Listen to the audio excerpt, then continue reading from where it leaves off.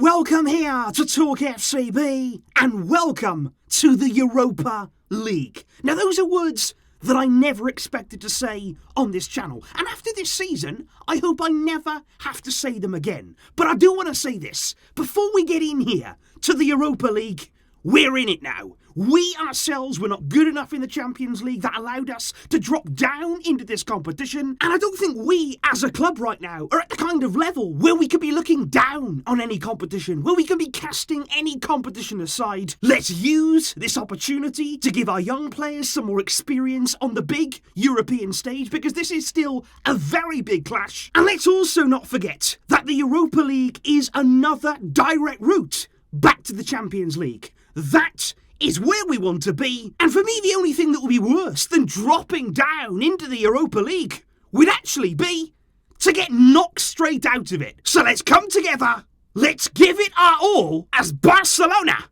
face Napoli. Because indeed, at 6:45 PM on an unfamiliar Thursday night slot, Barça will be facing Napoli at the Camp Nou in what is here a revamped version of the round of 32 in the Europa League. That's basically going to see 8 different matches played as a playoff round in order to decide who makes it through to face the Europa League group winners in the round of 16 stage. And this clash right here is going to be played over 2 legs. The first leg coming at home before just 7 days later we will go out to Naples for the second leg. And remember, just like in the Champions League, there are no away goals anymore. And I think coming into this clash, yet another reason why we have to be 100% ready for it is because when you look at the opposition, the team that we are coming up against on Thursday night, this is Champions League quality. Napoli are a Champions League team. You look at the way they played this season in Serie A, they're still in a title fight right now. Remember, they started the season with 8 successive wins in their domestic league. And just look at the goals conceded. Just 17 goals conceded in 25 games. That's not only the best defence in Serie A,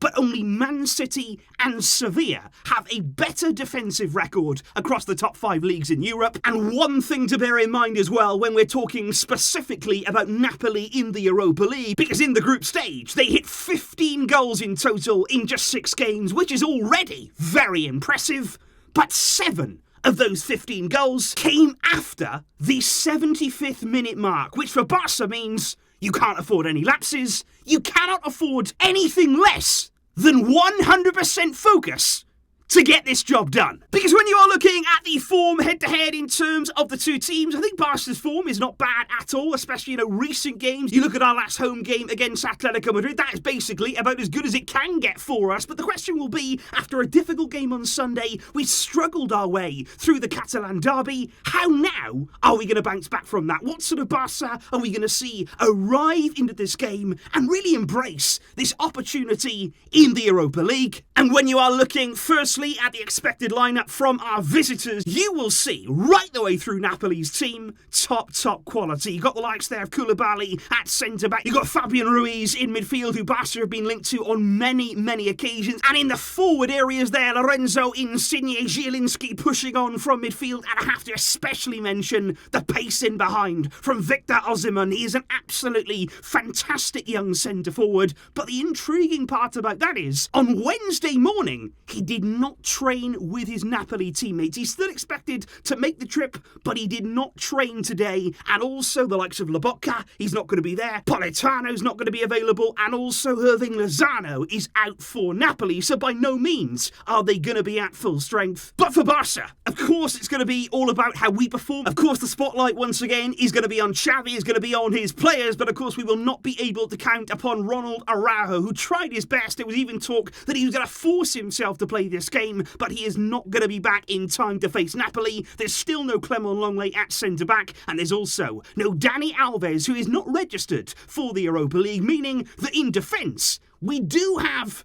some selection issues. Because in goal, of course, in Xavi, it is still going to be Ter Stegen in the Europa League. Then, of course, at left back again, no real competition there, so it is going to be Jordi Alba to start. Alongside him, Gerard Piqué will play at centre-back. He's not suspended for this game, but he will be suspended for our trip to Valencia on Sunday. And alongside Piqué, it is likely to be Eric Garcia, and that is going to be a big call from Xavi. Of course, he made a big mistake at the weekend, but I think the one comfort that maybe I would take coming into this game is that at least now he knows, and he will have known, that he'll be playing. I think against Espanyol, maybe we caught him a bit cold, didn't expect Araujo to come off, didn't expect Garcia to come straight back on after injury. This game, he'll have plenty of time there to plan for it and be ready for it, because we'll need a much improved performance from Garcia. At right back, of course, once again, you're looking at Serginho Dest, who I thought against Espanyol did okay. You know, he didn't make any major errors, and I thought going forward he tried to do what he could, because I also noticed that he was trying to make the same movements as Dani Alves. Sometimes he would appear here infield, he would actually come inside and try and take out a more creative position. And I think you can see that Dest is trying to take on board what Xavi is asking of him, trying to develop his game, and Dest again,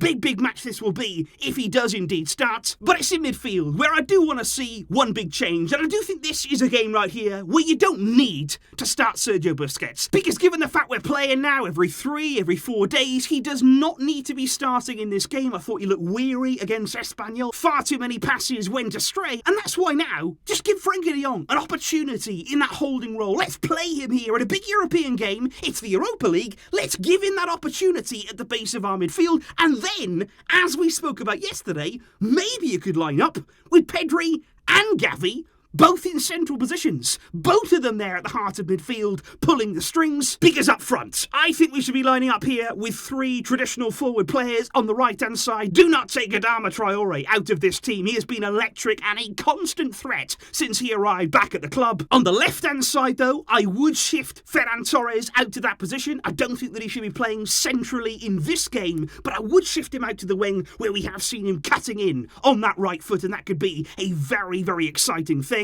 And then up front, it leaves room for a centre-forward and potentially a first Barcelona start for Pierre-Emerick Aubameyang, with all signs right now pointing to Aubameyang starting against Napoli, and that is a front 3 that I would love to see. But again, there are plenty of options off the bench as well if Xavi does indeed look in that direction as the game goes on. It is a home game, of course, but I still would expect Dembele potentially to be involved at some stage in this one. And of course, let's not forget either, the scorer of big goals in big moments, and somebody as well who has a really good reputation in the Europa League, Luuk de Jong, will be on hand if and when we need him. And I just think right here, guys, coming into this clash, I think many of you not really sure what sort of Barca to expect. I'm not just talking here about performance, I'm also talking about that will and that desire to succeed in this competition. I think many of you believe that we can get the better of Napoli, but by how much of a margin, that is going to be the big question. I just hope here we can see a really good display and something to keep some of that momentum going. I am going to say right here that at home, we can get the job done in the first leg. Of course, let's not forget, nothing is going to be all decided in this game, but I do believe that heading back to Naples, we will take a lead. I'm going to go Barca 2, Napoli 1. We will concede a goal, but that won't be an away goal, and I do believe here we can get the advantage, we can get a win, although it will not be easy, because I do rate Napoli. They're a very good team, and we're going to have to play at the kind of level, not that we saw against Espanyol, but what we saw against Atlético Madrid. So please, guys, do leave all of your predictions in the comments down below. Who would you like to see in the starting lineup here to kick off our Europa League campaign? It's still strange, and I'm still getting used to the whole Europa League thing, but I'm sure we'll get there. And like I say, we do want to try and progress in this competition. I will see you soon, of course, for the big match review on Thursday. But until next time, guys, thank you for your support. And as always, Visca El Barça!